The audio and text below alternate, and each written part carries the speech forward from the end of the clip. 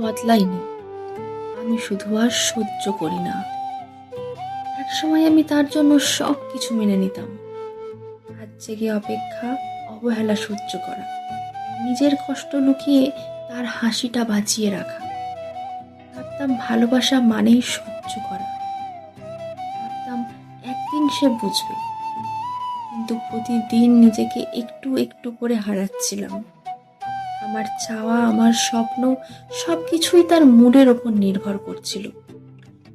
একদিন নিজেকে দেখলাম, চোখে ক্লান্তি, মনে প্রশ্ন, আমি কি সত্যি এতটাই কম গুরুত্বপূর্ণ?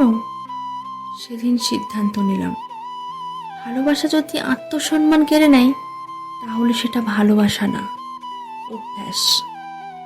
আজ আমি একা, কিন্তু ভাঙা না, কারণ আমি বদলাইনি।